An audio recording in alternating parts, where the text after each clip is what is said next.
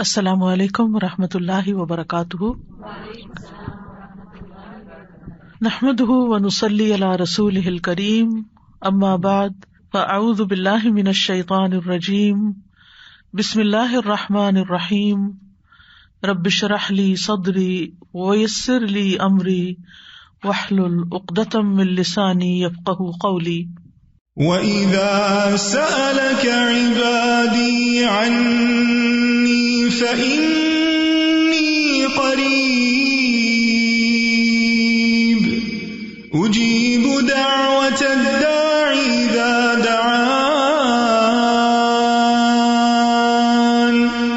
فَلْيَسْتَجِيبُوا لِي وَلْيُؤْمِنُوا بِي لَعَلَّهُمْ يَرْشُدُونَ۔ اور جب میرے بندے آپ سے میرے بارے میں سوال کریں تو کہہ دیجئے بے شک میں قریب ہوں، میں پکارنے والی کی پکار کا جواب دیتا ہوں جب وہ مجھے پکارے۔ تو ان کو چاہیے کہ وہ میرا حکم مانیں اور مجھ پر ایمان رکھیں تاکہ وہ ہدایت پائیں۔ لہذا ہم سب کے لیے ضروری ہے کہ ہم دعا کرتے رہیں، اللہ سے مانگتے رہیں۔ دعا کیا ہے؟ دعا کا مطلب ہے پکارنا، بلانا، اور یہاں مراد کیا ہے کہ انسان اپنی حاجات کے لیے، اپنی ضروریات کے لیے، اپنی مشکلات کو دور کرنے کے لیے یا اپنی بندگی کے اظہار کے لیے اپنے رب کو پکارے۔ یہ پکار ایک عبادت ہے، یہ صرف مدد مانگنا ہی نہیں، یہ عبادت کرنا ہے۔ اللہ رب العزت دیکھتا ہے، سنتا ہے، وہ یہ طاقت رکھتا ہے کہ جو چاہے کرے اور جب، جس وقت، جس کو جس چیز سے چاہے نواز دے۔ اس لیے اگر ہمارا یہ یقین ہے کہ ہمارا رب ایسا ہی ہے تو اس چیز سے ہمارے اندر دعا کا جذبہ اور زیادہ پیدا ہوگا۔ جتنا جتنا انسان کو اللہ سبحانہ تعالیٰ کی معرفت حاصل ہوتی چلی جاتی ہے تو فطری طور پر، قدرتی طور پر اس کے اندر یہ جذبہ پیدا ہوتا جاتا ہے کہ وہ اپنی ہر ضرورت کے لیے، چھوٹی ضرورت کے لیے بھی اور بڑی ضرورت کے لیے بھی اپنے اسی رب کو پکارے اور اس سے دنیا اور آخرت کی سعادتیں اور بھلائیاں مانگ لے۔ وہ اسی کو اپنا کارساز بنا لے، اسی کو اپنا مددگار سمجھے۔ اس لیے دعا کرتے رہنا چاہیے۔ دعا کا نہ کوئی خاص وقت مقرر ہے کہ اس وقت کا آپ انتظار کریں تو دعا کر سکتے ہیں، نہیں، آپ ہر وقت دعا کر سکتے ہیں۔ اور نہ ہی اس کے لیے کوئی خاص قسم کا عمل کرنے کی ضرورت ہے کہ وہ عمل کریں گے تو ہی دعا کر سکتے ہیں، نہیں۔ اور نہ ہی اس کے لیے کسی زبان کی پابندی ہے کہ صرف آپ عربی میں ہی دعا کر سکتے ہیں۔ آپ اردو میں، اپنی مدر ٹنگ میں، کسی بھی زبان میں آپ دعا کر سکتے ہیں۔ وہ دعا اللہ تعالیٰ تک پہنچتی ہے، وہ دعا کو سنتا ہے اور اپنی حکمت کے مطابق اس کی قبولیت کا فیصلہ کرتا ہے کہ کیا بندے کو یہی چیز دے دی جائے جو وہ مانگ رہا ہے، یا اس سے بہتر کوئی چیز دی جائے، یا پھر اس سے کوئی بلا ٹالی جائے، یا اس کے لیے آخرت میں ذخیرہ کر لیا جائے، کیونکہ اس کے باقی اعمال اتنے نہیں ہیں کہ جن کی بنا پر یہ وہاں نجات پا سکے گا۔ تو اسے دنیا میں اس کی من پسند چیزیں دینے کی بجائے اس کے لیے آخرت میں اعمال کا ذخیرہ کر دیا جائے تاکہ اس کی آخرت میں نجات ہو سکے۔ لہذا ہم سب کو دعا کرتے رہنا چاہیے۔ دعا عظیم عبادت، شرف والی عبادت، وہ عبادت جس کو اللہ تعالیٰ پسند کرتا ہے، وہ عبادت کہ جسے چھوڑ دیا جائے تو اللہ تعالیٰ ناراض ہوتا ہے۔ دعا توحید کی بنیاد ہے، یہ ہمیں اپنے رب سے قریب کر دیتی ہے، اس سے ہماری مشکلات آسان ہوتی ہیں، تکلیفیں دور ہوتی ہیں، ہمیں برکتیں حاصل ہوتی ہیں۔ لہذا جو مشکلات سے نکلنا چاہتا ہے وہ دعا کو اپنے لیے لازم کر لے، کیونکہ اللہ تعالیٰ ہی پریشانیوں کو دور کرتا ہے۔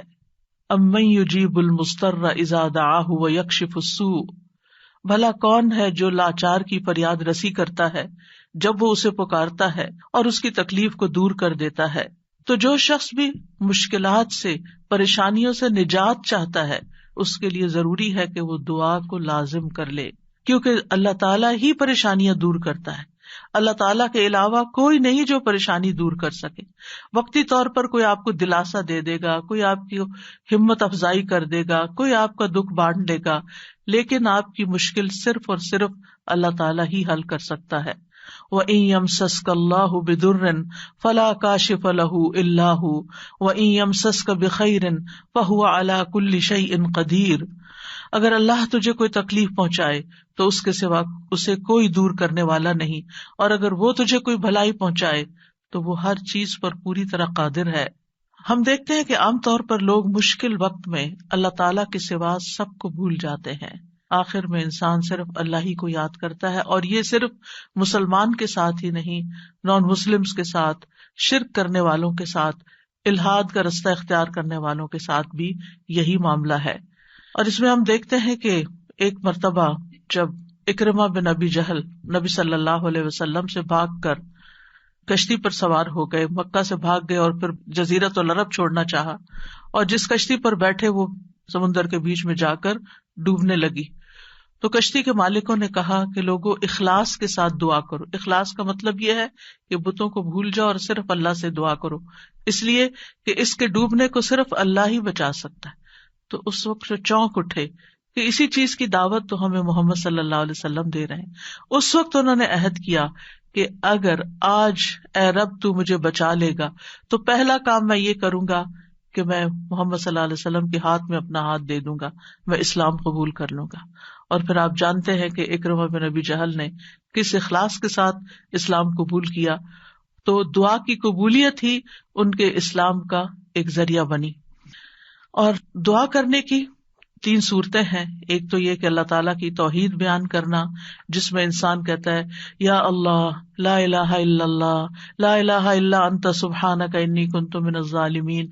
یہ دعا کا ایک طریقہ ہے. یہاں آپ صرف اللہ تعالیٰ کی توحید بیان کر رہے ہیں، اپنی کوتاہیوں کا اعتراف کر رہے ہیں. پھر اسی طرح آپ کہتے ہیں ربنا، اے ہمارے رب. یہاں بھی آپ اپنے رب کو رب کہہ کے پکار رہے ہیں، گویا اللہ تعالیٰ کی تعریف کر رہے ہیں. اور پھر دوسرا طریقہ یہ ہے کہ اللہ تعالیٰ سے انسان صرف بخشش کا سوال کرتا رہے اور رحمت کا سوال کرتا رہے، جیسے استغفر اللہ استغفر اللہ استغفر اللہ. کیونکہ اگر آپ کی بخشش ہو گئی تو آپ کے راستے میں جتنی بھی مشکلات ہیں وہ خود بخود حل ہونا شروع ہو جائیں گی.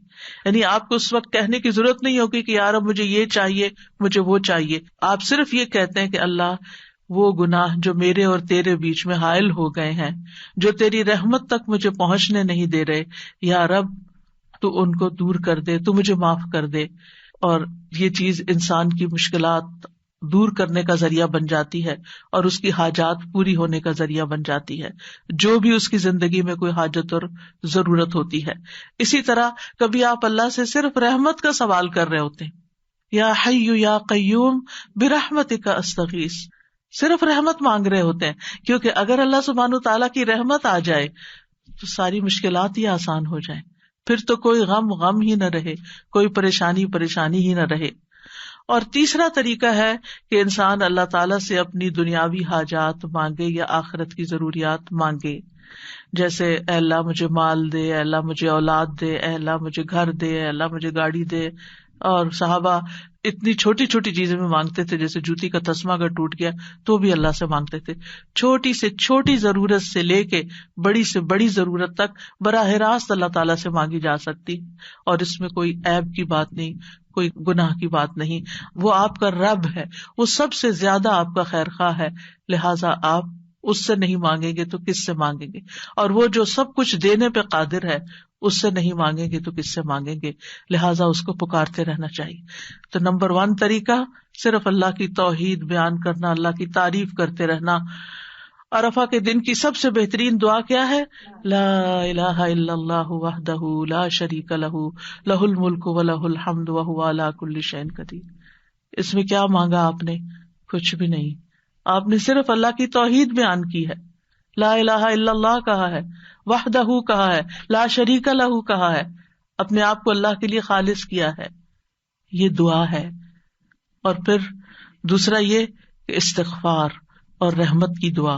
اور تیسرا کوئی بھی ضرورت جو ہو کسی بھی زبان میں، کسی بھی چیز کی، روحانی، جذباتی، مادی، دنیا کی، آخرت کی، کوئی بھی چیز وہ مانگتے چلے جائیں. ہم دیکھتے ہیں کہ انبیاء علیہم السلام اپنی حاجات اللہ تعالیٰ کے سامنے رکھتے تھے.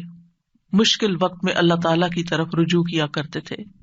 کانوا اذا فزعوا الى الصلاۃ، یہ حدیث ہے مسند احمد کی کہ انبیاء پر جب بھی کوئی پریشانی آتی تو وہ نماز کی طرف متوجہ ہو جاتے تھے، نماز پڑھنے لگتے تھے. اور کل ہم نے پڑھا تھا کہ دعا کی دو بڑی قسمیں ہیں، دعائے عبادت اور دعائے مسئلہ. کہ عبادت بھی بذات خود دعا ہے، دعائے حال ہے، یعنی ہم ایسی حالت میں ہیں، ایسی عبادت میں ہیں کہ جو اللہ کی رحمت کو ہماری طرف متوجہ کر رہی ہے. انسان سب سے زیادہ اللہ کے قریب کہاں ہوتا ہے؟ سجدے کی حالت میں، اقرب الیہ. لہذا خوب خوب وہاں دعا کرنی چاہیے. تو نماز بذات خود پریئر ہے، اس کو کہتے بھی پریئر ہے. صلاۃ کا معنی بھی دعا ہے، تو وہ تو دعا کا مجموعہ ہے. اسی لیے وَاسْتَعِینُوا بِالصَّبْرِ وَالصَّلَاةِ، جب انسان پر کوئی مشکل آئے تو فوراً نماز کی طرف جائے اور نماز پڑھ کر اللہ تعالیٰ سے دعا بھی کرے. اور بذات خود اگر نوافل پہ نوافل بھی پڑھ رہا ہے یا طویل قیام کر رہا ہے، طویل سجدہ کر رہا ہے، تو یہ بھی ایک طرح سے دعا یا عبادت ہی کی حالت میں ہے. انبیاء علیہ السلام کی دعائیں کیوں قبول ہوئی؟ ہم ایک کے بعد ایک پیغمبر کے بارے میں قرآن مجید میں پڑھتے ہیں اور ہر پیغمبر کی دعا کے بارے میں پڑھتے ہیں کہ وہ قبول ہو گئی. کیوں؟ انہم کانوا یسارعون فی الخیرات ویدعوننا رغبا ورہبا. دو کام تھے ان کے، ایک تو یہ کہ وہ نیکی کے کاموں میں بہت جلدی کرتے تھے. یسارعون فی الخیرات، تو دعاؤں کی قبولیت کے لیے کیا ہے؟ نیکیوں میں جلدی کریں، نیکیوں میں دوڑ لگائیں، نیکیوں میں آگے بڑھیں. وَيَدْعُونَنَا رَغَبًا وَرَهَبًا، اور وہ ہمیں پکارتے تھے رغبت کے ساتھ بھی اور رہبت کے ساتھ بھی، امید کے ساتھ بھی اور خوف کے ساتھ بھی. تو انسان کو اپنے رب کو امید اور خوف دونوں طریقوں سے پکارنا چاہیے. تو ہم دیکھتے ہیں کہ آدم علیہ السلام پر جب پریشانی آئی، شیطان کے کہنے میں وہ آ گئے اور پھر انہوں نے دعا کی، ربنا ظلمنا انفسنا وان لم تغفر لنا وترحمنا لنکونن من الخاسرین، کہ اے ہمارے رب، ہم نے اپنی جانوں پر ظلم کیا، اگر تو نے ہمیں نہ بخشا، ہم پر رحم نہ کیا، تو ضرور ہم خسارہ پانے والوں میں سے ہو جائیں گے. تو کیا ہوا؟ اللہ تعالیٰ نے دعا قبول کی. فتلقى آدم من ربه کلمات فتاب علیہ انہ هو التواب الرحیم. اللہ سبحانہ تعالیٰ نے آدم علیہ السلام کی توبہ قبول کر لی. نوح علیہ السلام کی قوم نے ان کے ساتھ بہت برا سلوک کیا. کذبت قبلہم قوم نوح فکذبوا عبدنا وقالوا مجنون وازدجر فدعا ربہ انی مغلوب فانتصر. ان سے پہلے قوم نوح نے بھی جھٹلایا تھا، بس انہوں نے ہمارے بندے کو جھٹلا دیا اور کہنے لگے یہ مجنون ہے، اور وہ بری طرح جھڑک دیا گیا. یعنی قوم کے اوباش قسم کے لوگ ان کے ساتھ ڈانٹ ڈپٹ بھی کرتے تھے. اور بعض روایات میں آتا ہے کہ انہوں نے ان کو اتنا مارا کہ بے ہوش کر دیا. تو انہوں نے اپنے رب کو پکارا، انی مغلوب، رب میں مغلوب ہو گیا ہوں، میرا ان پہ کوئی بس نہیں چلتا، میں ان کے ساتھ ہر طریقہ آزما چکا ہوں، یہ نہیں مانتے، بس تو میری مدد کر. کیا ہوا؟ اللہ تعالیٰ فرماتے وَنُوحًا إِذْ نَادَى مِن قَبْلُ فَاسْتَجَبْنَا لَهُ فَنَجَّيْنَاهُ وَأَهْلَهُ مِنَ الْكَرْبِ الْعَظِيمِ. اور نوح کو بھی جب اس نے اس سے پہلے پکارا تو ہم نے اس کی دعا قبول کر لی، پھر اسے اور اس کے گھر والوں کو بہت بڑی گھبراہٹ سے بچا لیا. وَلَقَدْ نَادَانَا نُوحٌ فَلَنِعْمَ الْمُجِيبُونَ، اور بلا شبہ یقیناً نوح نے ہمیں پکارا تو یقیناً ہم بہت اچھے قبول کرنے والے ہیں. اللہ تعالیٰ نے ان کی دعا قبول کر لی اور پوری قوم کو ڈبو دیا سوائے ایمان والوں کے، اور اپنے بندے کا بدلہ لے لیا. یونس علیہ السلام کی مثال ہمارے سامنے ہے کہ جب اپنی قوم سے ناراض ہو کر، غضبناک ہو کر چلے گئے تھے، چلتے چلتے سمندر تک، سمندر سے کشتی میں، کشتی سے مچھلی کے پیٹ میں، اور مچھلی چلی گئی سمندر کی تہہ میں، اندھیروں پر اندھیرے. فنادا فی الظلمات الا الہ الا انت سبحانک انی کنت من الظالمین. تو اس نے اندھیروں میں پکارا، تیرے سوا کوئی معبود نہیں، تو پاک ہے، یقیناً میں ظلم کرنے والوں میں سے ہوں. تو ہم نے اس کی دعا قبول کر لی اور اسے غم سے نجات دے دی، اور اسی طرح ہم ایمان والوں کو نجات دیتے ہیں، اوروں کو بھی دیں گے. ان ساری مثالوں میں ہمارے لیے سبق ہے. ہمارے حالات کتنے بھی تنگ ہوں، ہم کتنی بھی پریشانی میں ہوں، لیکن پیغمبروں سے زیادہ پریشانی ہم پر نہیں آئی. بعض جگہوں پر آتا ہے کہ آدم علیہ السلام 300 سال تک یہ دعا کرتے رہے، روتے رہے کہ مجھ سے غلطی ہوئی ہے. بالآخر رب نے ان کو کلمات سکھائے اور پھر دعا انہوں نے مانگی اور ان کی نجات ہوئی. بعض اوقات آزمائشیں لمبی ہو جاتی ہیں، لیکن ہمیشہ یقین رکھیے کہ رب سنتا ہے، وہ ضرور سنے گا، وہ کبھی بھی مجھے محروم نہیں کرے گا. لم اکم بدعائک رب شقیہ، تجھ سے مانگ کر اے رب میں کبھی بھی نامراد نہیں ہوا، تو ضرور سننے والا ہے. پھر ایوب علیہ السلام 18 سال تک ایک بیماری میں مبتلا رہے ہیں. وَأَيُّوبَ إِذْ نَادَى رَبَّهُ أَنِّي مَسَّنِيَ الضُّرُّ وَأَنْتَ أَرْحَمُ الرَّاحِمِينَ فَاسْتَجَبْنَا لَهُ فَكَشَفْنَا مَا بِهِ مِنْ ضُرٍّ وَآتَيْنَاهُ أَهْلَهُ وَمِثْلَهُمْ مَعَهُمْ رَحْمَةً مِّنْ عِنْدِنَا وَذِكْرَىٰ لِلْعَابِدِينَ.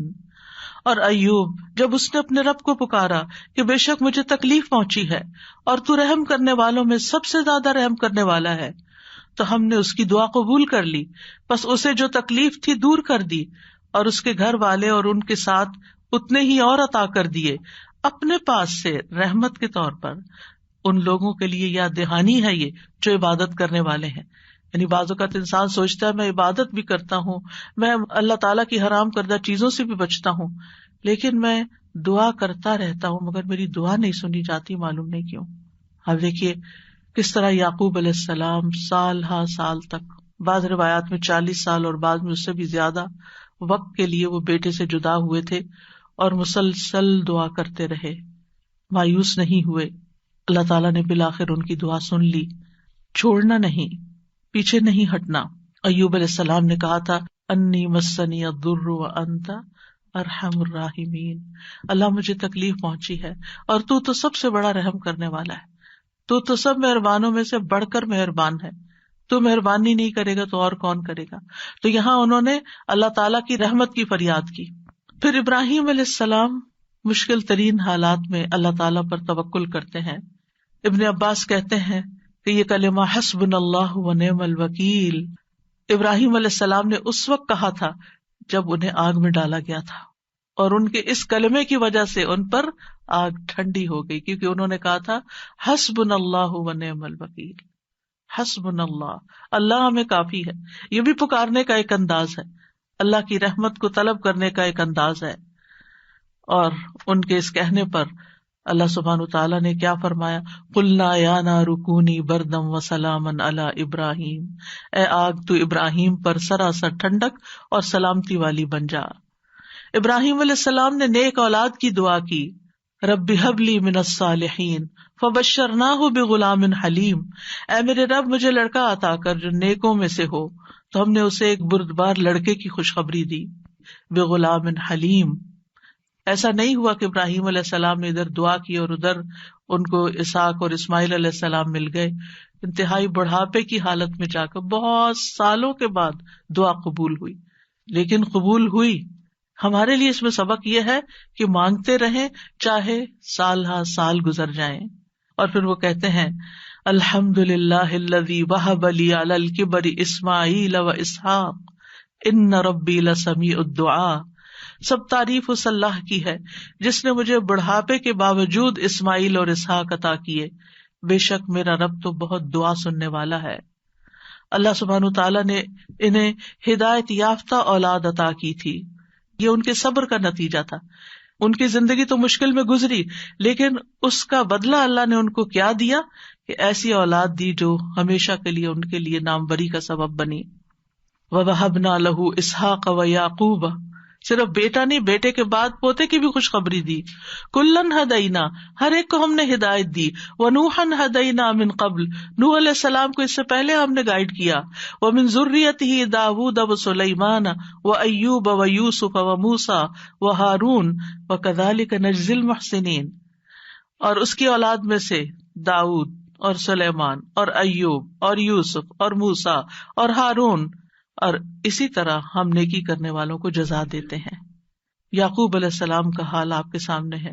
انہوں نے اپنے غم اور دکھ کی فریاد لوگوں کے سامنے نہیں کی، لوگوں کو جا کر اپنے دل کا حال نہیں بتایا. کیا کہا، انما اشکو بثی وحزنی الی اللہ واعلم من اللہ ما لا تعلمون. یعقوب علیہ السلام نے کہا بے شک میں اپنی بے قراری اور غم کی شکایت صرف اللہ سے کرتا ہوں، اللہ ہی میرے دل کا حال جانتا ہے. کہ یہاں کیسی کیسی بے قراری ہے بچے کی جدائی میں، اور میں اللہ کی طرف سے وہ باتیں جانتا ہوں جو تم نہیں جانتے. بہت کچھ جاننے کے باوجود انہیں یہ نہیں پتا تھا کہ بیٹا مصر میں ہے.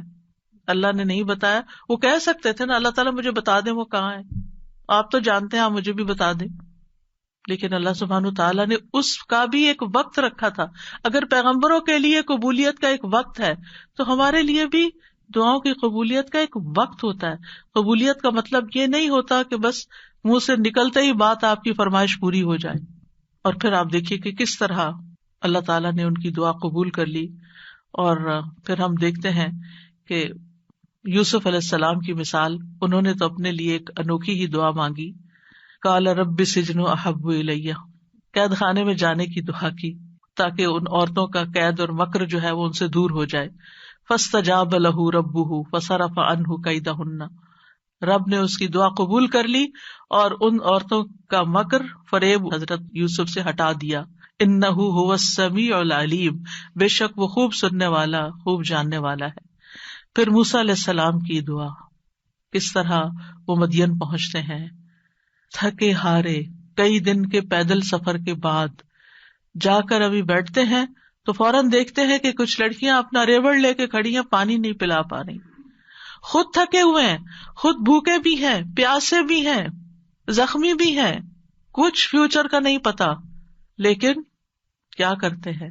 سب سے پہلے اپنے رب کو پکارتے ہیں، رب انی لما انزلت الی من خیر فقیر.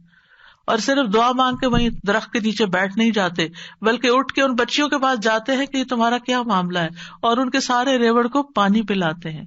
اور آپ سوچئے کہ ایک شخص جو خود اتنا تھکا وہ اپنے آپ کو وہاں رکھ کے دیکھیے، اگر ہم اتنا لمبا سفر کر کے آئیں اور ہم سے کوئی پانی مانگ بیٹھے، خود تو آفر کرنا دور کی بات، کوئی اور مانگ بیٹھے تو شاید ہم جھڑک ہی دے کہ میں نے بھی تو اتنا ہی سفر کیا نہیں جتنا تم نے کیا. یہیں سے تو ہماری لڑائیاں فساد شروع ہوتے ہیں گھروں میں. لیکن نیکی کرنے والے انہم کانوا یسارعون فی الخیرات، نیکی کے کاموں میں بہت جلدی کرتے تھے، سستی نہیں کرتے تھے. ضرورت مند کو دیکھا، پہچان لیا، اٹھے، نیکی کی، اور ابھی واپس آ کے بیٹھے ہی تھے کہ اللہ سبحانہ تعالیٰ کی طرف سے ہر چیز کی بشارت آ گئی، اور وہ بچی واپس آئی اور پھر گھر لے کر گئی. کھانے پینے کا بھی انتظام ہو گیا، شادی کا بھی انتظام ہو گیا، ٹھکانے کا بھی انتظام ہو گیا، اور اچھی صالح نیک کمپنی کا بھی. جب آپ کسی اجنبی ملک میں جاتے ہیں تو آپ کو نہیں پتا ہوتا کہ آپ کو کیسے دوست ملیں گے، آپ کے نیبرز کون سے ہوں گے، آپ کا تعلق کن لوگوں سے ہوگا. لیکن یہ اللہ کی کتنی بڑی رحمت تھی کہ اللہ تعالیٰ نے انہیں ایک نیک صالح انسان کے ساتھ جوڑ دیا کہ اس کی بیٹی کی شادی حضرت موسیٰ علیہ السلام سے ہو گئی اور ان کے درمیان ایک رشتہ قائم ہو گیا. یہ بھی سراسر اللہ کی رحمت تھی. اللہ تعالیٰ نے ان کی دعا قبول کی. موسیٰ علیہ السلام نے ہر مشکل مرحلے میں اللہ تعالیٰ کو ہی پکارا. فرعون کے دربار میں جانے لگتے ہیں تو کیا پڑھتے ہیں؟ رب اشرح لی صدری ویسر لی امری واحلل عقدۃ من لسانی یفقہوا قولی واجعل لی وزیرا من اہلی ہارون اخی. رب اشرح لی کے علاوہ کہ جو کام کرنے جا رہا ہوں یا اللہ اس کے لیے میرا دل کھول دے، میرا کام آسان کر دے، میری زبان کی گرہ کھول دے، یعنی میرے بولنے میں سلاست ہو جائے، اور اس طرح کی کمیونیکیشن ہو کہ لوگ میری بات سمجھ جائیں، ان کو میری بات سمجھ آ جائے تاکہ وہ مقصد پورا ہو جائے، اور میرے گھر والوں میں سے ایک میرا مددگار بنا دے. اللہ تعالیٰ نے ہارون علیہ السلام کو نبی بنا کر ان کا مددگار بنا دیا. زکریا علیہ السلام کی مثال، مایوس نہیں ہے، سال ہر سال تک اولاد کی دعا کرتے، انتہائی بڑھاپے میں بھی. وَزَكَرِيَّا إِذْ نَادَىٰ رَبَّهُ رَبِّ لَا تَذَرْنِي فَرْدًا وَأَنْتَ خَيْرُ الْوَارِثِينَ. اور زکریا کو جب اس نے اپنے رب کو پکارا، اے میرے رب مجھے اکیلا نہ چھوڑ، اور تو سب وارثوں سے بہتر ہے، تو ہم نے اس کی دعا قبول کر لی. فَاسْتَجَبْنَا لَهُ وَوَهَبْنَا لَهُ يَحْيَىٰ، اور ہم نے اس کو یحییٰ عطا کیا. وَأَصْلَحْنَا لَهُ زَوْجَهُ، اور اس کی بیوی کو اس کے لیے درست کر دیا. یعنی بعض اوقات ہم سوچتے ہیں کہ انفرٹیلٹی کا پرابلم ہے، بچہ ہو ہی نہیں سکتا. اللہ تعالیٰ سب کچھ کر سکتا ہے، اللہ تعالیٰ وہ بھی ٹھیک کر سکتا ہے، کیونکہ ان اللہ علی کل شیء قدیر، اللہ تعالیٰ ہر چیز پر قدرت رکھتا ہے. اس لیے مایوسی کس بات کی؟ اللہ کے بندے کبھی بھی مایوس نہیں ہوتے. ہاں، مانگنے سے کبھی نہیں تھکتے، مانگتے رہتے ہیں کہ اللہ تعالیٰ سبب کے ساتھ بھی دیتا ہے اور بغیر سبب کے بھی دیتا ہے. اس کے لیے کیا مشکل ہے؟ پھر نبی صلی اللہ علیہ وسلم کس طرح دعا کرتے ہیں، استستغیثون ربکم فاستجاب لکم انی ممدکم بألف من الملائکۃ مردفین.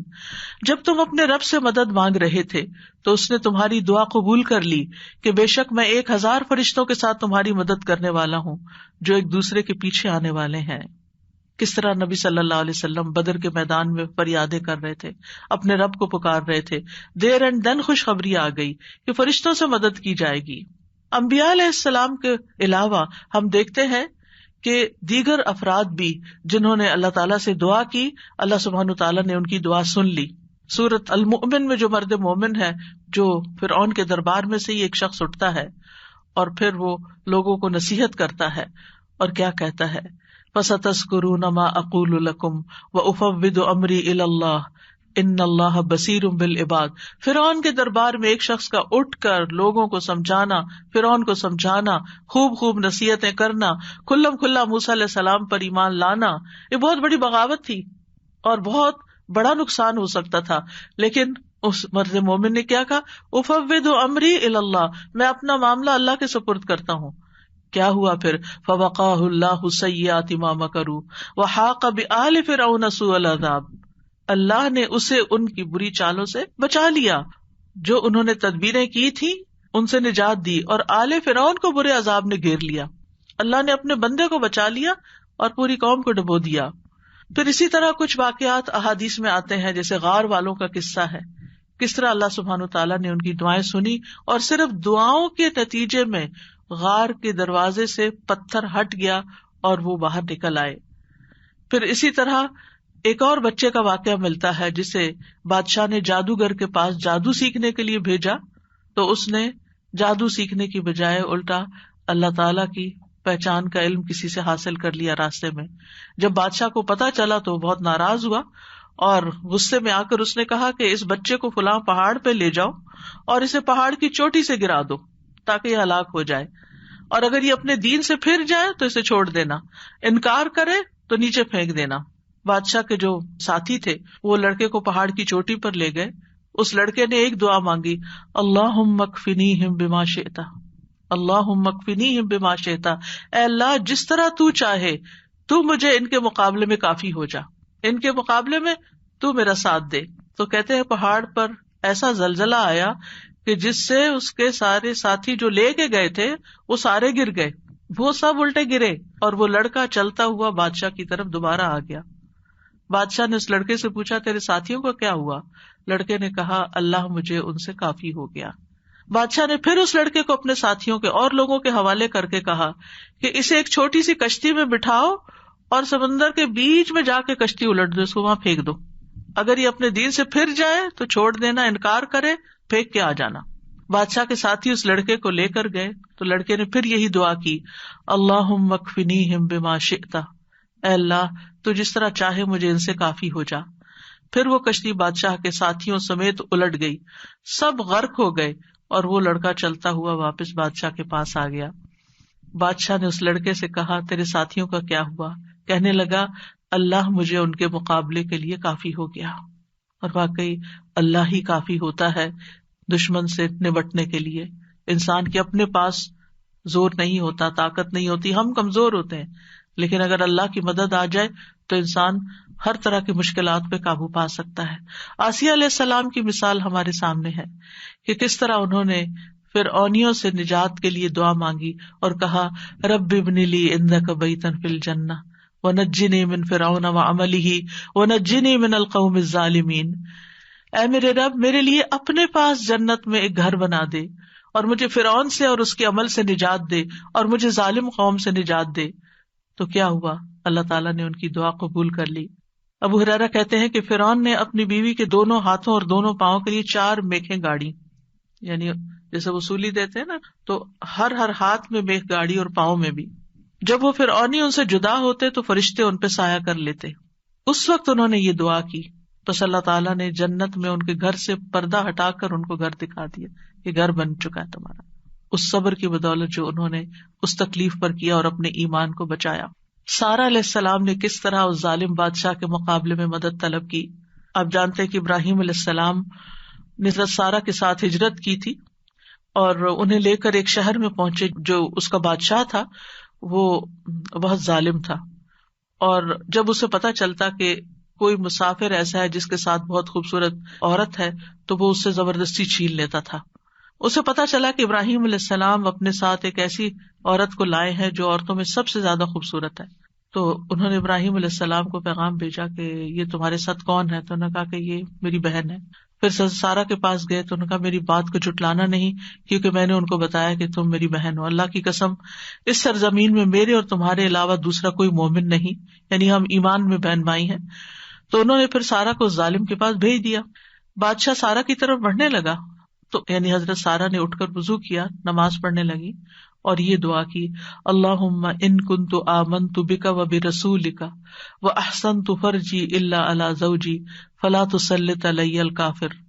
اے اللہ، اگر میں تجھ پر اور تیرے رسول پر ایمان لائی ہوں اور میں نے اپنی شرمگاہ کو اپنے شوہر کے سوا محفوظ رکھا ہے تو اس کافر کو میرے اوپر مسلط نہ ہونے دے. اس پر بادشاہ کا سانس گلے میں پھنس گیا اور گر کر ایڑیاں رگڑنے لگا، اور حضرت سارا کو نجات مل گئی. نہ صرف ایک نجات ملی بلکہ ان کے ساتھ توفتاً حضرت ہاجر کو بھی ساتھ دیا گیا. خولہ بنت ثعلبہ کی مثال قرآن میں آپ کے سامنے ہے کہ کس طرح ان کے شوہر نے ان سے زہار کیا تو وہ پریشان ہو گئی اور نبی صلی اللہ علیہ وسلم کے پاس آئیں اور تکرار کرنے لگی کہ میرے مسئلے کا کوئی حل بتایا جائے. تو اس پر اللہ سبحانہ وتعالیٰ نے کیا آیات نازل کی، قد سمع اللہ قول التی تجادلک فی زوجہا وتشتکی الی اللہ واللہ یسمع تحاورکما. اللہ نے سن لی اس عورت کی بات جو تم سے اپنے شوہر کی شکایت کر رہی تھی اور اپنے خاوند کے بارے میں جھگڑ رہی تھی اور اللہ کی طرف شکایت کر رہی تھی، اور اللہ تم دونوں کی بات سن رہا تھا. تو اللہ سبحانہ وتعالیٰ نے اس عورت کی بات سن لی کا مطلب کیا ہے؟ دعا قبول کر لی، مسئلے کا حل مل گیا. اسی طرح سلف صالحین جو ہیں وہ بھی اللہ کو پکارتے ہیں. امت کے جو نیک لوگ ہیں ان میں سب سے پہلے صحابہ کرام ہیں. وہ سب سے بڑھ کر اللہ تعالیٰ کو جاننے والے تھے، اللہ تعالیٰ کی معرفت رکھتے تھے، وہ اللہ کے رسول کو جاننے والے تھے، وہ دین میں سب سے زیادہ بصیرت رکھتے تھے اور سب سے زیادہ دعا کرنے کے ادب آداب سے واقف تھے کہ کیسے دعا کی جاتی ہے. ہم دیکھتے ہیں کہ عمر بن خطاب رضی اللہ عنہ دعا کے ذریعے اپنے دشمن کے خلاف فتح طلب کرتے تھے، اور یہ دعا ان کے لشکروں میں سے عظیم لشکر تھا. کہتے ہیں نا کہ اللہ تعالیٰ کے لشکر ہیں، جیسے سکینت بھی اللہ کے لشکروں میں سے ایک لشکر ہے، تو وہ دعا کو بھی اللہ کا ایک لشکر سمجھتے تھے. وہ اپنے ساتھیوں سے کہا کرتے تھے، تم کثرت تعداد کی بنیاد پر فتح نہیں دیے جاتے بلکہ تمہاری مدد آسمان سے کی جاتی ہے. اللہ تمہاری مدد کرتا ہے، یعنی تمہاری دعائیں سنتا ہے. اسی طرح عبداللہ بن زبیر کے بارے میں آتا ہے، وہ کہتے ہیں کہ جمل کی جنگ کے موقع پر جب زبیر رضی اللہ عنہ کھڑے ہوئے تو مجھے بلایا. میں ان کے پہلو میں جا کر کھڑا ہو گیا. بیٹے ہیں ان کے. انہوں نے کہا، بیٹا آج کی لڑائی میں ظالم مارا جائے گا یا مظلوم؟ میں سمجھتا ہوں کہ آج میں مظلوم قتل کیا جاؤں گا، اور مجھے سب سے بڑی فکر اپنے قرضوں کی ہے. کیا تمہیں بھی کچھ اندازہ ہے کہ قرض ادا کرنے کے بعد ہمارا کچھ مال بچ سکے گا؟ پھر انہوں نے کہا، بیٹے ہمارا مال فروخت کر کے اس سے قرض ادا کر دینا. کہنے لگے، بیٹا اگر قرض ادا کرنے سے عاجز ہو جاؤ تو میرے مولا سے اس میں مدد چاہنا، کام نہ ہو تو اللہ سے مدد چاہنا. عبداللہ نے بیان کیا کہ اللہ کی قسم، ان کے بیٹے کہتے ہیں، اللہ کی قسم میں ان کی بات اس وقت نہ سمجھ سکا. میں نے پوچھا، اے میرے بابا، من مولا کا، آپ کا مولا کون ہے؟ قال اللہ. کہنے لگے، اللہ. عبداللہ کہتے ہیں، اللہ کی قسم قرض ادا کرنے میں جب بھی دشواری پیش آئی میں نے اسی طرح دعا کی، یا مولا زبیر، ہے زبیر کے مولا، اقضی عنہ دینہ، آپ ان کی طرف سے قرض ادا کر دیجیے، اس کا بندوبست کر دیجیے. اور ادائیگی کی کوئی نہ کوئی صورت پیدا ہو جاتی تھی، دعا قبول ہو جاتی. سفیان ثوری کہا کرتے تھے، اے وہ ذات جس کو اپنے تمام بندوں میں سے وہ انسان سب سے زیادہ محبوب ہے جو اس سے مانگے تو کثرت سے مانگے، یعنی اللہ تعالیٰ کو وہ شخص زیادہ پیارا ہے جو زیادہ دعائیں کرتا ہے.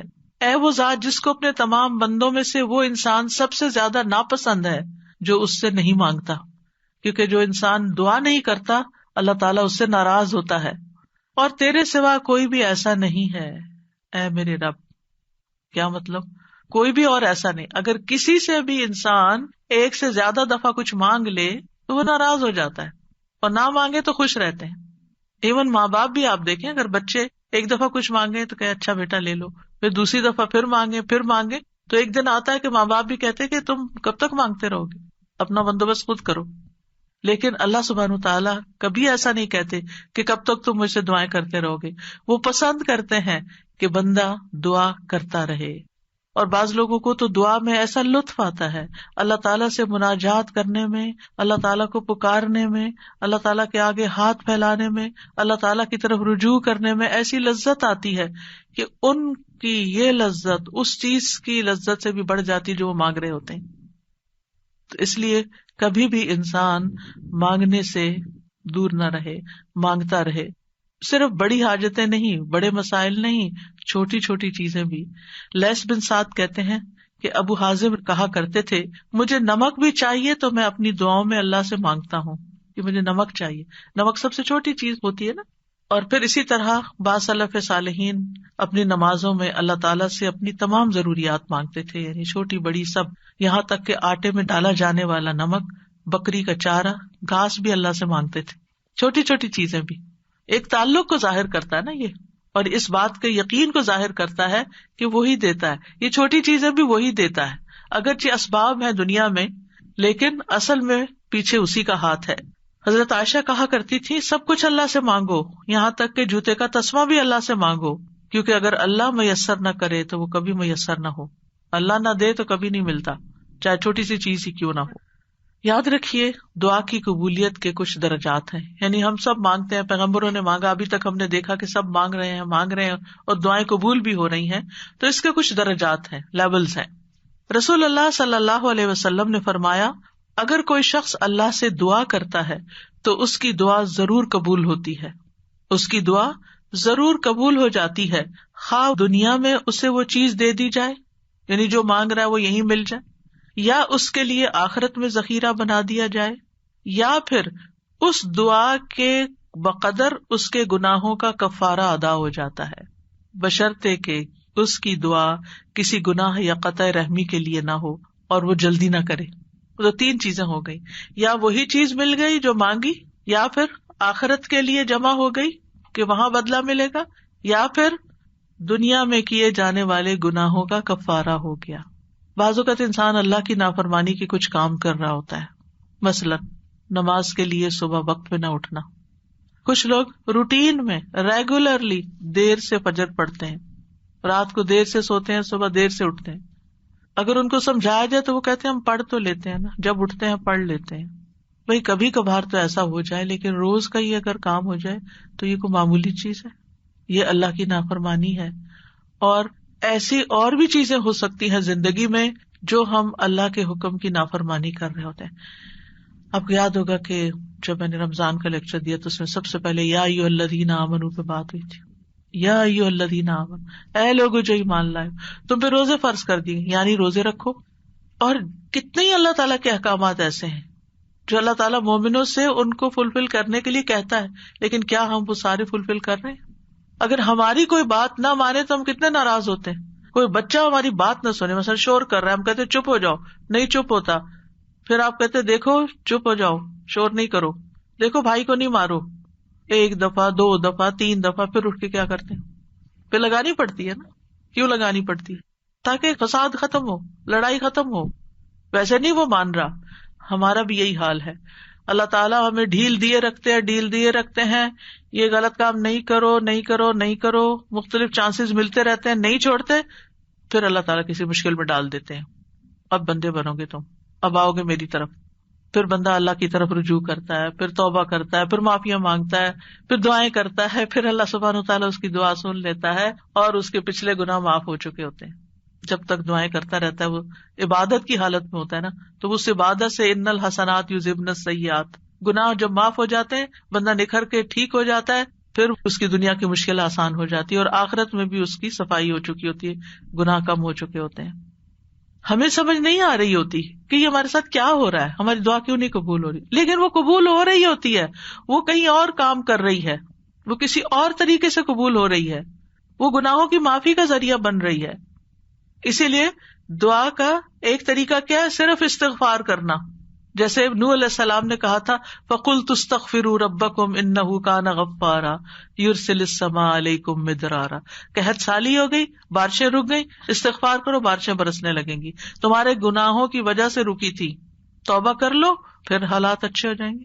سارے مل کے توبہ کرو, پوری قوم توبہ کرے. اسی لیے وہ صلاۃ الاستسقاء پڑھی جاتی ہے, سب مل کے دعا کرتے ہیں اللہ تعالیٰ سے. تو نبی صلی اللہ علیہ وسلم نے فرمایا بشرطے کہ اس کی دعا کسی گناہ یا قطع رحمی کے لیے نہ ہو اور وہ جلدی نہ کرے. صحابہ نے عرض کیا یا رسول اللہ جلدی سے کیا مراد ہے؟ آپ نے فرمایا یہ کہے کہ میں نے اللہ سے دعا کی لیکن اس نے قبول نہیں کی. یہ نہ کہے کبھی. بعض اوقات کوئی شخص اپنا مسئلہ بتاتا ہے نا اور اس کو حل یہ بتایا جاتا ہے دعا کرو, تو کہتے ہیں دعا تو بہت کی ہے, پھر اور کیا کرنا ہے؟ پھر بھی دعا ہی کرنی ہے, ابھی اور بھی کرنی ہے, ابھی کاؤنٹ پورا نہیں ہوا, ابھی ٹائم پورا نہیں ہوا. جب تک وہ ٹائم نہیں آتا تمہیں مانگتے چلے جانا ہے, مانگتے رہو, اسی میں فائدہ ہے. تمہیں نہیں پتا تمہارے لیے کتنا بڑا اجر اکٹھا ہو رہا ہے. اگر آج وہ قبول ہوگی نا تم پھر مستی میں آ جاؤ, کیونکہ اللہ تعالیٰ کو زیادہ پتا ہے نا کہ اس بندے کو اگر میں نے یہ چیز دے دی اس کی تو آخرت خراب ہو جائے گی. آپ کو نہیں پتا ہوتا کہ آپ اگر اپنے بچے کو اس ایج میں گاڑی لے دیں گے تو وہ کیا کرے گا, اس ایج میں فلاں چیز دے دیں گے تو کیا کرے گا. حالانکہ آپ افورڈ کر سکتے ہیں, آپ اس کو دے سکتے ہیں, لیکن کیوں نہیں کوئی چیز دیتے اس وقت جب وہ مانگ رہا ہوتا ہے, آپ کی منتیں کر رہا ہوتا ہے, دائیں بائیں آگے پیچھے دن رات آپ کے پیچھے بچے پڑ جاتے ہیں. مجھے یاد ہے کہ میرے ایک بچے کو جب فون چاہیے تھا تو پیچھا ہی نہیں چھوڑتا تھا, دن رات میرے پیچھے. تو میں نہیں دینا چاہتی تھی کہ ابھی وہ ایج نہیں میچورٹی کی کہ جس میں فون دیا جائے. تو کیا میں ظالم تھی؟ نہیں, اسی کی خاطر, اسی پر مہربانی اور اسی کے فائدے کی خاطر نہیں دینا چاہتی تھی. یہ تو ہم انسان ہیں کم عقل, چھوٹی سی عقل میں تھوڑی سی بات سمجھ جاتے ہیں کہ ابھی یہ چیز نہیں دینی. اسی طرح آپ کے گھر میں مثلاً کوئی شوگر کا پیشنٹ ہے, اس کا من پسند کھانا رکھا ہوا ہے لیکن آپ اس کو نہیں دیتے. کیوں نہیں دیتے؟ ایسا نہیں ہے کہ وہ ہے نہیں کھانا, سب کچھ ہے, لیکن اس لیے نہیں دیتے کہ وہ کھا کر بیمار ہوگا اور بیمار ہوگا, سخت نقصان ہو سکتا ہے. نہیں دینا. تو کیا اللہ تعالیٰ کو نہیں پتا کہ جو کچھ ہم مانگ رہے ہیں وہ ابھی ہمیں اس کو دینا ہے یا نہیں دینا, ابھی یہ کام ہو جانا چاہیے یا نہیں ہو جانا چاہیے؟ اس کو ہم سے زیادہ پتا ہے. وَلِلَّهِ الْمَثَلُ الْأَعْلَى. اس لیے کوئی بھی اگر دعا قبول نہیں ہوتی کوئی بات نہیں, موقع غنیمت جانے اللہ سے قریب ہونے کا, قریب تر ہوتے جانے کا. اسی میں خیر ہے, اسی میں بھلائی ہے. قَدْ جَعَلَ اللَّهُ لِكُلِّ شَيْءٍ قَدْرًا. اللہ نے ہر چیز کا ایک اندازہ رکھا ہے, وقت رکھا ہے, ایک ٹائم ہے, اس پر ہو جائے گا. اب یہ جو تین ہے قبولیت کے راستے, ان میں سے سب سے پہلا کہ کبھی اللہ تعالیٰ وہ چیز دے دیتا ہے جو ہم مانگتے ہیں. مثلاً ابراہیم علیہ السلام نے نیک بیٹا مانگا تھا, ربی حبلی من الصالحین. انہوں نے صرف بیٹا نہیں مانگا, کہا ربی حبلی من الصالحین, اللہ مجھے نیک بیٹا دے. کتنی عقل مند تھے نا. ہم جب کوئی چیز مانگتے ہیں تو بس کہتے ہیں کچھ مل جائے, بس جو بھی مل جائے لے لیں گے. نہیں, کوالٹی والی چیز مانگے, اللہ سب کچھ دے سکتا ہے. تو اللہ تعالیٰ نے کیا کیا, فبشرناہ بغلام حلیم. تو ہم نے اسے ایک بہت بردبار لڑکے کی, بہت ٹالرنٹ, بہت ہمبل, بہت اچھے اخلاق والے بچے کی خوشخبری دی. آپ دیکھیں کہ ہم حلم اور برداشت کو نیکی نہیں عام طور پہ سمجھتے کہ یہ بھی کوئی نیکی, حالانکہ یہ نیکیوں کی بنیاد بن جاتی. جس بندے کے اندر ٹالرنس ہوتی ہے وہ دوسرے کی بات سن کے برداشت کر جاتا ہے, وہ وار سہ جاتا ہے, وہ شوق برداشت کر لیتا ہے. تو کتنی بڑی کوالٹی, کتنی بڑی خوبی کہ کوئی آپ کو اوفینڈ کر رہا ہے اور آپ اوفینڈ نہ ہو, اور اگر ہوں بھی تو آپ برداشت کر جائیں اور اپنے منہ سے کچھ نہ بولیں, ایک کان سے سونے دوسرے سے نکال دیں اور اس کو دل پر نہ لیں. کچھ لوگوں کا حال یہ ہوتا ہے کہ اگر چھوٹی سی بھی کوئی بات ان کو کہہ دے تو وہ ان کے اندر ایسی ہلچل مچاتی ہے کہ انہیں ہر چیز بھول جاتی ہے اور وہ وہی سوچے جاتے. یہ بھی اپنے آپ کو ٹارچر دینا ہے. جس نے وہ بات کی اس کو تو شاید خبر بھی نہ ہو, تو میٹھی نیند سو رہا ہو اور آپ خواہ مخواہ اپنے بستر پہ کروٹ بدل رہے ہیں. تو یہ کیا ہے, ریزسٹنس نہیں ہے آپ کے اندر, آپ ہر چیز لیے جا رہے ہیں اپنے اوپر. بھیا کیوں اپنے اوپر ہر چیز لیے جا رہے ہیں, پرے پھینکے اس کو اٹھا کے, کہ اس نے کہا, اس کا اخلاق, اس کی غلطی اسی پر, میں اپنے دل میں یہ نہیں سوچوں. اپنے آپ کو بول کے کہا کرے, آواز کا بھی ایک اثر ہوتا ہے, بولا کرے مجھے اس بات کو اب نہیں سوچنا, مجھے اس کو محسوس نہیں کرنا, مجھے اپنے دل میں نہیں رکھنا, اور پیٹرن بریک کر کے کچھ ایسی چیز پڑھے, کچھ ایسا کام کرے کہ بھول جائیں اس کو, اور نیکسٹ ٹائم وہ شخص سامنے آئے تو منہ بنا کے اور غصے کی آنکھوں سے مت دیکھیں، اچھے سے اسمائل کر کے دیکھیں، اچھے سے اسمائل کر کے بات کریں. آپ دیکھیں گے کہ وہ جو غصہ آیا بھی تھا نا وہ کہیں چلا جائے گا. لیکن ہم غصے کو پرورش دیتے ہیں، اس کی پرورش کرتے ہیں. کہا تھا نا اس نے اب میں نے اس کے ساتھ یہ کرا، اندر ہی کھچڑی پکاتے رہتے ہیں. اور جب وہ شخص سامنے آتا ہے تو کوئی نہ کوئی سخت لفظ بول جاتے ہیں کیونکہ ہم بدلہ لینا چاہ رہے ہوتے. اب کیا ہے، آپ نے تو ایک لفظ بولا، ہو سکتا ہے وہ 10 اور بول دے. آپ بتائیں کیا کریں گے؟ مسئلہ تو حل نہیں ہوا، مسئلہ تو وہیں کھڑا رہا، پریشانی تو وہیں رہی، تو کیا فائدہ ہوا؟ تو اس لیے یہ حلم کی کوالٹی جو ہے، یہ برداشت کی کوالٹی جو ہے بہت بڑی خوبی ہے. اور آپ دیکھیے کہ اگر آپ کے بچے کے اندر یہ ہے نا تو آپ بڑی خوش قسمت پیرنٹ ہیں کہ آپ اس کو ڈانٹ رہے ہیں، آپ اس کو سنا رہے ہیں اور وہ آگے سے آپ کو جواب نہیں دیتا. کتنے خوش قسمت ہیں آپ کہ آپ کا بچہ آپ کی ڈانٹ سن لیتا ہے، آپ کا بچہ آپ کا غصہ برداشت کر جاتا ہے اور پھر بھی آپ کے ساتھ اچھا سلوک کرتا ہے. یہ کوئی چھوٹی نعمت ہے، یہ ہے نیک ہونا، یہ نیکی کی علامت ہے. انہوں نے کہا اللہ نیک بچہ چاہیے، اللہ نے کہا اچھا یہ حلیم بچہ لے لو، حلم والا ہے. اسی لیے تو جب انہوں نے کہا آؤ میں تمہیں ذبح کرتا ہوں تو وہ حاضر ہو گئے. ٹھیک ہے ذبح بھی کر لیں. آج آپ دیکھیں کہ بعض اوقات ہمارے بچے دنیاوی لحاظ سے بڑے کامیاب ہوتے لیکن ایک چھوٹی سی بات ان کو کہہ دیں تو وہ اتنے زیادہ اوفینڈ ہو جاتے ہیں. تو وہ آنکھوں کی ٹھنڈک تو نہ ہوئے نا، صرف ان کی دنیاوی کامیابیاں، وہ تو ان کے اپنے لیے ہیں دنیاوی کامیابیاں. ٹھیک ہے ماں باپ کو بھی نیک نامی سے کچھ حصہ مل جاتا ہے لیکن ماں باپ کی آنکھوں کی ٹھنڈک اولاد کی نیکی ہوتی ہے. یہ جو ہم کہتے ہیں نا ربنا ہب لنا من ازواجنا وذریاتنا قرۃ اعین، تو ایک ایمان والے کے لیے آنکھوں کی ٹھنڈک اس میں ہوتی ہے کہ بچہ خیر اور بھلائی کے کتنے کام کرتا ہے. بہرحال ان کی دعا قبول ہو گئی. کبھی ایسا بھی ہوتا ہے کہ مانگی ہوئی چیز سے اللہ تعالیٰ زیادہ بہتر چیز آپ کو دے دیتا ہے. آپ کچھ اور مانگ رہے تھے، آپ کو مانگنا نہیں آ رہا تھا، اللہ تعالیٰ کو آپ پر پیار آیا، آپ نے چھوٹا مانگا، اللہ نے اس سے بڑھ کر آپ کو دے دیا. کئی دفعہ ہم کہتے ہیں نا کہ میں نے تو کبھی یہ سوچا بھی نہیں تھا، میں نے اتنا نہیں مانگا تھا. میرے ایک رشتے دار ہیں، اللہ نے ان کو بہت دیا، تو کبھی میری بات ہوتی ہے ان سے تو کہتے ہیں کہ میں نے اتنا نہیں مانگا تھا، میں نے اتنا نہیں مانگا تھا، اور اللہ تعالیٰ دیتا ہی چلا جا رہا ہے.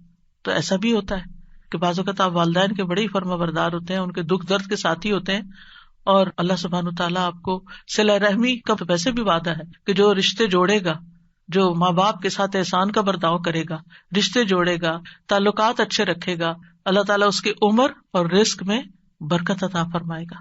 یہ رزق کے دروازوں میں سے ایک دروازہ ہے کہ تھوڑا بھی ہے تب بھی احسان کا معاملہ کرو، رشتے داروں کے ساتھ اپنے تعلقات ریلیشن شپ اچھے رکھو. تو اللہ سبحانہ تعالیٰ کبھی کبھی ہم کچھ مانگتے ہیں، اللہ تعالیٰ ہمیں اس سے بھی بہتر عطا کرتا ہے. آپ دیکھیے عمران کی بیوی نے کیا کہا تھا، ربی انی نذرت لک ما فی بطنی محررا، اللہ میں نے تیرے لیے اس کی نظر مانی ہے جو میرے پیٹ میں ہے وہ آزاد ہوگا، فتقبل منی، آپ مجھ سے قبول کر لیں، انک انت السمیع العلیم، آپ سننے والے ہیں، سب کچھ جاننے والے ہیں. اور اب کیا ہوا، بیٹی پیدا ہو گئی. انہوں نے سمجھا کہ بیٹی کوئی اچھی چیز نہیں، بیٹا چاہیے تھا، خیال ان کا یہ تھا. واللہ اعلم بما وضعت ولیس الذکر کالانثی، اللہ تعالیٰ نے کیا فرمایا کہ لڑکا لڑکی کی طرح نہیں ہوتا، یہاں جو کام بیٹی کرے گی وہ بیٹا نہیں کر سکتا.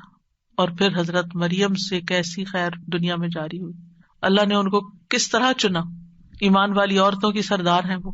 کبھی اللہ تعالیٰ مانگی ہوئی چیز جیسی کوئی تکلیف دور کر دیتا ہے. آپ کچھ مانگ رہے ہوتے ہیں اور ادھر سے تکلیف آ رہی ہوتی ہے، اللہ تعالیٰ اس مانگنے کی وجہ سے اس تکلیف کو پیچھے ہٹا دیتے ہیں. ہم کہتے ہیں ہماری دعا قبول نہیں، کتنی غلط بات کرتے ہیں، استغفر اللہ. ہم کہتے ہیں میری دعا قبول نہیں، بھائی ہو چکی ہے، اللہ نے فرمایا ہے نا اجیب دعوت الداعی اذا دعانی، میں قبول کرتا ہوں. کیسے کہتے ہو نہیں قبول ہوتی؟ ہوئی ہے، تمہیں نہیں پتا کس شکل میں ہوئی ہے. تم چھوٹی چیز مانگ رہے تھے، میں تمہیں بہتر دینے والا ہوں. تم کچھ مانگ رہے تھے، میں تم سے مصیبت دور کر رہا ہوں. اگر وہ مصیبت دور نہ کرو تو یہ تمہاری مانگی ہوئی چیز مل بھی جائے تو تم فائدہ نہیں اٹھا سکتے اس سے. نبی صلی اللہ علیہ وسلم نے فرمایا جو مسلمان کوئی ایسی دعا کرے جس میں گناہ یا قطع رحمی کا کوئی پہلو نہ ہو تو اللہ اسے 3 میں سے کوئی ایک چیز ضرور عطا فرماتے ہیں. یا تو فوراً ہی اس کی دعا قبول کر لی جاتی ہے، یا آخرت کے لیے ذخیرہ کر لی جاتی ہے، یا اس سے اس جیسی کوئی تکلیف دور کر دی جاتی ہے. صحابہ نے عرض کیا اس طرح تو پھر ہم بہت کثرت کریں گے.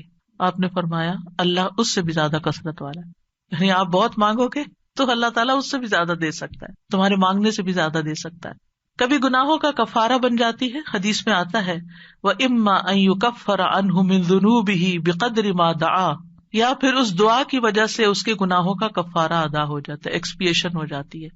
یعنی بعض اوقات ہماری نماز میں کوئی کمی رہ جاتی ہے، بعض اوقات روزے میں رہ جاتی ہے، زکوٰۃ میں رہ جاتی ہے، کئی چیزیں ہیں جو ہمارے فرائض ہیں ہم ادا کر رہے ہوتے ہیں لیکن کہیں نہ کوئی کمی ہوتی ہے اور اس کا ہمیں پتہ ہی نہیں چلتا. کبھی وضو میں کوئی کمی رہ جاتی ہے، تو ان چیزوں کا پھر کفارہ تو کرنا ہے نا. تو پھر یہ دعائیں جو ہیں یہ اس کبھی کوتاہی کا بھی کفارہ کرتی ہیں. پھر یاد رکھیے کہ جو لوگ مایوس ہوتے ہیں اور اللہ سے مانگتے نہیں، مانگنا چھوڑ دیتے ہیں، تو اللہ تعالیٰ نے ایسے لوگوں کی مذمت بیان کی ہے. اگر وقتی طور پر وہ نہیں مل رہا جو آپ کے دل میں اٹکا ہوا ہے کہ یہی ملنا چاہیے، اور پھر آپ کو نہیں ملتا اور آپ دعا مانگنا چھوڑ دیتے ہیں، تو یہ طریقہ درست نہیں. وقال ربکم ادعونی استجب لکم، تمہارا رب فرماتا ہے مجھ سے دعا کرو میں تمہاری دعا قبول کروں گا. ان الذین یستکبرون عن عبادتی، بے شک جو لوگ میری عبادت سے تکبر کرتے ہیں، سیدخلون جہنم داخرین، وہ جہنم میں ضرور ذلیل و خوار ہو کے داخل ہوں گے. دعا روک دینا یہ سوچ کر قبول نہیں ہوتی تو فائدہ نہیں مانگنے کا. یہ کیا ہے؟ دراصل اللہ سے مایوس ہونا، نا امید ہونا اور اللہ سے ناراض ہونا. تبھی تو آپ اس کو چھوڑ رہے ہیں، پھر آپ کہاں جائیں گے؟ تو اللہ تعالیٰ کو یہ چیز سخت ناپسند ہے. امام شوکانی رحمہ اللہ اس آیت کے بارے میں کہتے ہیں، یہ آیت کریمہ اس بات پر دلالت کرتی ہے کہ دعا عبادت کا حصہ ہے، پس اللہ سبحانہ تعالیٰ نے اپنے بندوں کو حکم دیا ہے کہ وہ اس سے دعا مانگیں. یعنی دعا مانگنے کا حکم اللہ تعالیٰ نے دیا ہے. پھر فرمایا ان الذین یستکبرون عن عبادتی، یہ آیت اس بات کا فائدہ دیتی ہے کہ دعا عبادت ہے اور اللہ سے دعا نہ مانگنا تکبر ہے، اور اس تکبر سے زیادہ برا عمل کوئی نہیں. یعنی وہ جب منافقین سے کہا جاتا تھا نا کہ تم رسول کے پاس آؤ اور استغفار کرو، تو وہ سر جھٹک دیتے تھے، ہم نہیں جاتے، ہم نہیں کرتے. آج بھی آپ دیکھیں کہ بعض اوقات کسی کو نیکی کی کوئی بات کہی جاتی کہ یہ صدقہ کر لو، یہ نیکی کر لو، تو وہ سر جھٹک کے چلے جاتے، اور نہیں تمہارے پاس کچھ کہنے کو، ہر وقت یہی نصیحتیں. تو انسان کی اس میں سب سے زیادہ محرومی ہے کہ انسان دعا چھوڑ دے، اس ہستی سے مانگنا چھوڑ دے جو اس کا خالق ہے، اس کا مالک ہے، اس کا رازق ہے، اس کو زندگی دینے والا ہے، اس کی موت بھی اس کے ہاتھ میں ہے، ثواب اور سزا دینے والا ہے. تو تکبر جو ہے انتہائی ناسمجھی کی چیز ہے اور نعمتوں کی ناشکری ہے. فرعون کیوں ڈوبا تھا؟ فرعون کیوں غرق ہوا؟ تکبر کی وجہ سے. قارون کو کیا مشکل ہوئی؟ قارون کیوں زمین میں دھنسا؟ فرعون پانی میں ڈوبا اور قارون زمین میں دھنسا. ایک خشکی میں ڈوبا اور ایک سمندر میں، دونوں کا مسئلہ ایک ہی تھا، اور وہ تھا تکبر، پرائڈ، غرور. تو مشکل وقت میں اللہ کو نہ پکارنا دلوں کی سختی کی علامت ہے. یعنی جو تکلیف کے وقت بھی اللہ سے دعا نہیں کرتا، اس کا مطلب یہ کہ اس کا دل سخت ہو چکا ہے، ہارڈ ہارٹیڈ ہے. سورۃ الانعام میں اللہ تعالیٰ فرماتے ہیں فَلَوْلَا إِذْ جَاءَهُمْ بَأْسُنَا تَضَرَّعُوا، پھر جب ہمارا عذاب ان پر آیا تو انہوں نے عاجزی کیوں نہیں کی، دعائیں کیوں نہیں کی کہ اللہ اس عذاب کو ٹال دے. وَلَكِنْ قَسَتْ قُلُوبُهُمْ، لیکن ان کے دل سخت ہو گئے تھے. وَزَيَّنَ لَهُمُ الشَّيْطَانُ مَا كَانُوا يَعْمَلُونَ، اور شیطان نے ان کے لیے وہ سب خوشنما بنا دیا تھا جو وہ کیا کرتے تھے. ان کے اپنے عمل جو کہ obviously اللہ تعالیٰ کی ناراضگی کے تھے، وہ انہیں بڑے اچھے لگتے تھے اور سمجھتے تھے ہم بالکل ٹھیک کر رہے ہیں، ہم ٹھیک جا رہے ہیں. انسانوں میں سب سے زیادہ عبادت گزار کون تھا؟ اللہ کے رسول صلی اللہ علیہ وسلم. لیکن سب سے زیادہ ہمبلنس اور سب سے زیادہ دعائیں بھی آپ نے مانگی. یعنی جب میں مسنون اذکار دیکھتی ہوں، سبحان اللہ، یعنی کہ آپ تہجد کے وقت اٹھنے کے وقت سے لے کر پھر آپ فجر پڑھنے اور اس کے بیچ میں صبح کے اذکار اور پھر اس کے بعد جو ہر موقع کے اذکار اور پھر نمازیں اس کے علاوہ ہے، تلاوت قرآن اس کے علاوہ ہے، اور پھر رات کو سوتے وقت کے اذکار. یعنی اگر ان سارے اذکار کو انسان جمع کرتا ہے تو یعنی حیرانی ہوتی ہے کہ کس کثرت سے آپ اللہ کو یاد کرتے تھے. اور یہ ہمبلنس کی علامت ہے، حالانکہ آپ سب سے زیادہ عبادت گزار تھے، پھر بھی سب سے زیادہ دعائیں کرتے تھے، اللہ سے مانگتے رہتے تھے. اور لوگوں میں سب سے زیادہ بے بس وہ ہے جو دعا مانگنے سے بے بس ہے، جو دعا نہیں مانگتا. یاد رکھیے اللہ تعالیٰ سے مایوس ہونا کبیرہ گناہ ہے. ابن عباس کہتے ہیں ایک آدمی نے کہا اے اللہ کے رسول کبیرہ گناہ کون کون سے ہیں, بڑے بڑے گناہ کون سے ہیں؟ آپ نے فرمایا اللہ کے ساتھ شرک کرنا, اللہ کے رزق سے مایوس ہو جانا اور اللہ کی رحمت سے مایوس ہونا. کبھی بھی مایوس نہیں ہونا چاہیے. پھر ایک اور بات اس سلسلے میں یہ یاد رکھی جائے کہ جہاں ہمیں اللہ سے مانگنا چاہیے وہاں ہمیں غیر اللہ سے نہیں مانگنا چاہیے, کیونکہ اللہ کے سوا سب سہارے کمزور ہیں. اب دیکھیں قرآن مجید میں صحابہ نے جتنے بھی چیزوں کے بارے میں پوچھا اس کے بارے میں آتا ہے یسألونک, وہ آپ سے سوال کرتے ہیں, وہ سوال کرتے ہیں.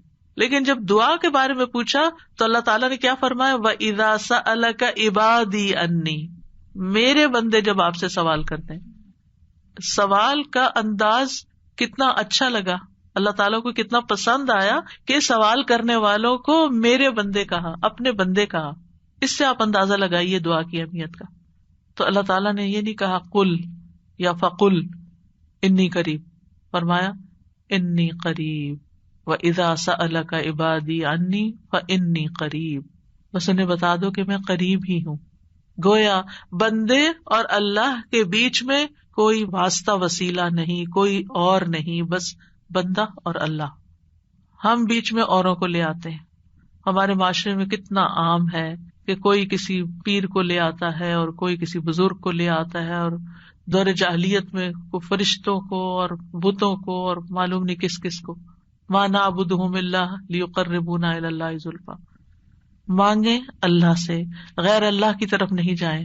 غیر اللہ کے سہارے سب کمزور ہیں. مثل الذین اتخذوا من دون اللہ اولیاء کمثل العنکبوت اتخذت بیتا وان اوہن البیوت لبیت العنکبوت لو کانوا یعلمون. ان لوگوں کی مثال جنہوں نے اللہ کے سوا اور مددگار بنا رکھے ہیں مکڑی کی مثال جیسی ہے جس نے گھر بنایا, حالانکہ بے شک سب گھروں میں سے کمزور گھر مکڑی کا ہے اگر وہ جانتے ہوتے. غیر اللہ تو ایک مکھی بھی پیدا نہیں کر سکتے. غیر اللہ کو پکارنا سب سے بڑی گمراہی ہے. وَمَنْ أَضَلُّ مِمَّنْ يَدْعُو مِن دُونِ اللَّهِ مَن لَّا يَسْتَجِيبُ لَهُ إِلَىٰ يَوْمِ الْقِيَامَةِ وَهُمْ عَن دُعَائِهِمْ غَافِلُونَ. اور اس سے بڑھ کر کون گمراہ ہے جو اللہ کے سوا انہیں پکارتا ہے جو قیامت تک اس کی دعا قبول نہیں کریں گے, یعنی قبروں میں سوئے ہوئے یا فرشتے یا جن یا کوئی اور مخلوق, کسی سے بھی نہیں, اور وہ ان کے پکارنے سے بے خبر ہیں. اور جب سب لوگ اکٹھے کیے جائیں گے تو وہ ان کے دشمن بن جائیں گے, یعنی غیر اللہ وہ دشمن بن جائیں گے اور ان کی عبادت سے منکر ہوں گے. کیوں نہیں پکارنا چاہیے غیر اللہ کو؟ کیونکہ اللہ کے سوا کوئی کسی چیز کا مالک نہیں ہے. وہ دعا قبول کرنے کی استطاعت نہیں رکھتے. پہلی بات یہ کہ وہ سنتے بھی نہیں ہیں, قبر میں نہیں سنتے. وہ جب وہ سنتے نہیں ہیں تو پھر آپ کی بات کا جواب بھی نہیں دیتے, اور آپ کی ضرورت کہاں سے پوری کریں گے یا آپ کے لیے وسیلہ کہاں سے بنیں گے, مدد کرنے کی طاقت بھی نہیں رکھتے. سورۃ الاعراف میں آتا ہے والذین تدعون من دونہ لا یستطیعون نصرکم ولا انفسہم ینصرون. تم جنہیں اللہ کو چھوڑ کر پکارتے ہو نہ وہ تمہاری مدد کر سکتے ہیں اور نہ خود اپنی مدد ہی کے قابل ہیں. نہ وہ نفع دے سکتے ہیں نہ نقصان دور کر سکتے ہیں, نہ تکلیف کو ہٹا سکتے ہیں نہ اس کو بدل سکتے ہیں. رسول اللہ صلی اللہ علیہ وسلم نے فرمایا جو شخص اس حالت میں مر جائے کہ وہ اللہ کے سوا اوروں کو بھی پکارتا ہو تو وہ آگ میں داخل ہوگا. کتنی سخت بات ہے. کیسے لوگ کہتے ہیں یا علی یا پیر عبد القادر جیلانی اور یا پتہ نہیں کون کون, نہیں, اللہ کے سوا کسی کو نہیں پکارنا. تو بہرحال ہم سب کو اللہ ہی کی طرف رجوع کرنا ہے اور اللہ ہی سے دعا کرنا ہے. اللہ سبحانہ تعالیٰ سے دعا ہے کہ وہ ہمارے اس علم کو ہمارے سینوں میں محفوظ کر دے اور ہمیں اس عبادت کی توفیق عطا فرمائے اور ہم سے راضی ہو جائے اور ہماری خطائیں معاف کر دے. جی اساسی ایک سوال تھا اور ایک پھر جی ضرور. سوال میں تو یہ تھا جیسے آپ نے بتایا دعا ہم اردو میں بھی مانگ سکتے ہیں, تو کیا جب ہم سجدے میں دعا مانگتے ہیں اس وقت بھی اردو میں مانگ سکتے ہیں یا نہیں؟ نہیں, سجدے میں, نماز کے سجدے میں نہیں, ویسے الگ سے سجدے میں پڑھ کے دعا کرنی تو وہ کر سکتے ہیں. اچھا اوکے, جزاکم اللہ خیرا. سبحانک اللہم و بحمدک اشہد ان لا الہ الا انت استغفرک و اتوب الیک. السلام علیکم و رحمۃ اللہ وبرکاتہ.